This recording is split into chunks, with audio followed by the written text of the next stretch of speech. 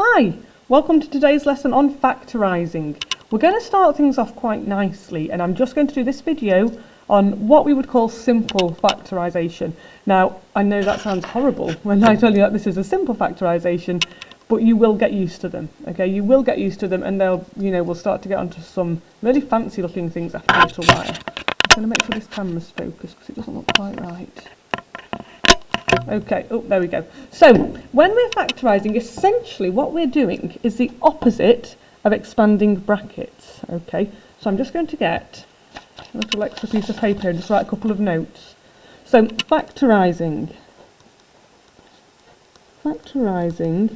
we also known as, and we also call this putting the brackets back in, okay? Putting brackets back in. Okay, so we've actually got the difference here. We've got expanding brackets. Oh, let's do it like this here. So I'm going to say we've got 2x plus 2. Okay, and over here I'm going to have, if I expanded that, I'd get 2x plus 4. Okay, and to go this way is expanding. Okay. And if we go this way, okay, so if your question is actually this one and you're asked to factorise it, then we're going to go over here and get the brackets back in there, okay? And it does have its uses, factorising. So get a note of that, that's really helpful, because actually the biggest problem people run into this is actually they don't understand the question. When it asks them to factorise, they can't remember what that means. Okay, and that's quite an important key word to know. It means to put the brackets back in. Right then, let's have a look at how it works. So I've got 6 different examples here, okay, and they get a little trickier as we go. Now, the first thing we're going to consider is the highest common factor. So if you're not sure about highest common factors, pause, go and just look that up, okay, do a bit of research on it.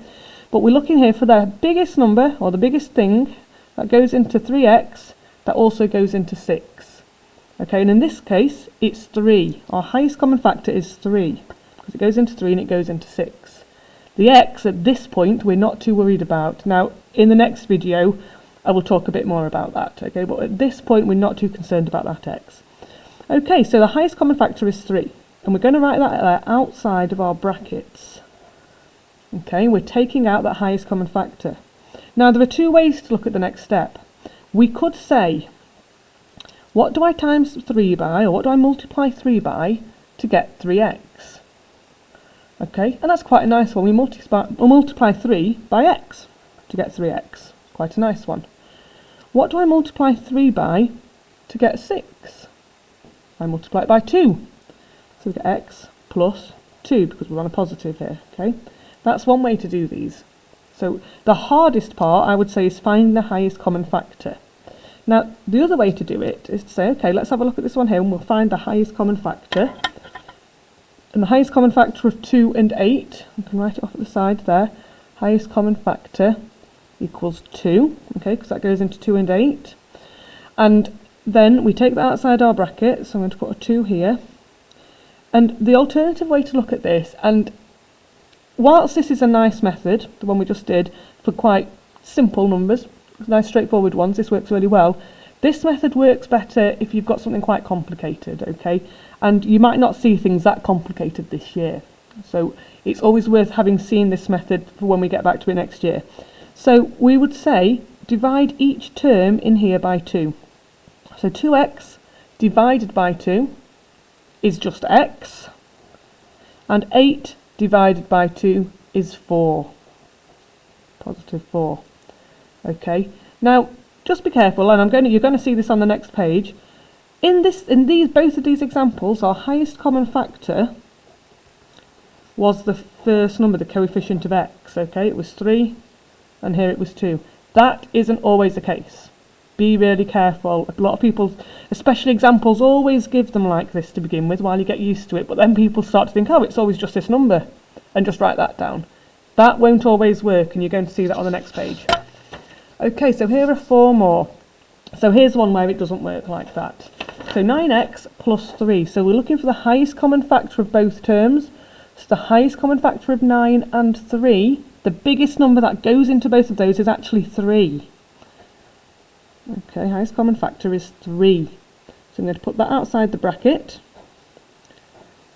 Okay, we take that outside, and 3 multiplied by what is 9x, or alternatively 9x divided by 3, whichever way you prefer, which is actually 3x. Okay, because there we are, because 3x times by 3 is 9x, and then 3 divided by 3 is 1, or 3 multiplied by what is 3, it's 1. And don't forget that a lot of people, when they're getting used to these, they try and say a 0 or something there, just be careful. Okay, now you can always check these, because I don't know if you're like me, a lot of people are, I know, that they prefer to expand brackets and factorise. I certainly do. I find it a bit more easy. So expand them. 3 multiplied by 3x is 9x. 3 multiplied by 1 is 3. So you can expand them and you should get the same expression. Okay, that's a really good way to check it. Definitely worth doing, especially if you're in an exam. Okay, you can always check you've got your answer right. Okay, here we are. This one's got a negative sign in it. Don't let it worry you. First of all, we're going to find the highest common factor. So the highest common factor of 12 and negative 4. Okay, at this point, and I would never normally say this, I'm just going to ignore that negative sign and say the highest common factor of 12 and 4, which is 4. Okay, we're going to take that outside the bracket. And now we're going to just remember that negative's there, okay, because it is important. 4 multiplied by what is 12x? 3x. Now, if you're struggling with those a bit, quite often I would say, if we've just got an integer here, a whole number, just look at the numbers, okay, and then add your x in. Okay, just while you're getting into the swing of things, 4 multiplied by 3 is 12x. Okay, if the x isn't out here, it needs to be on that one instead. And then 4 multiplied by what is negative 1? And this is also where you've just got to watch out. 4 multiplied by negative 1. Okay, negative 1, and that's when we get the negative sign in there. Okay, and on those two, you might notice that actually the highest common factor was this number each time. Okay, again, not always the case, and this is why you've got to stay on your toes and always figure out the highest common factor instead of just trying to guess it. Because here, we're looking for the highest common factor of 10x and 15. Okay, just box that off, I don't want us to get those muddled in. 10x and 15, now the highest common factor there is actually 5. Okay, and that doesn't actually appear anywhere.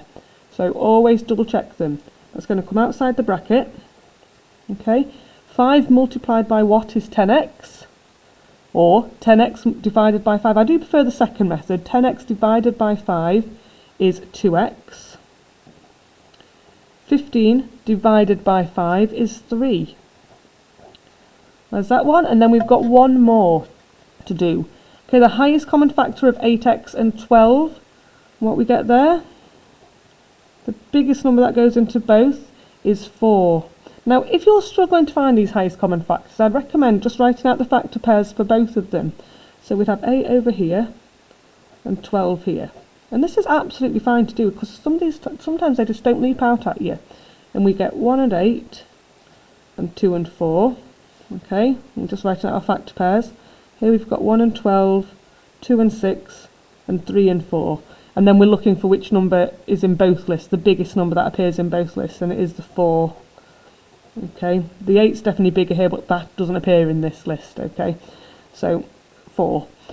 Then we're going to take that outside the bracket. 8x divided by 4 is 2x, plus 12 divided by 4, which is 3.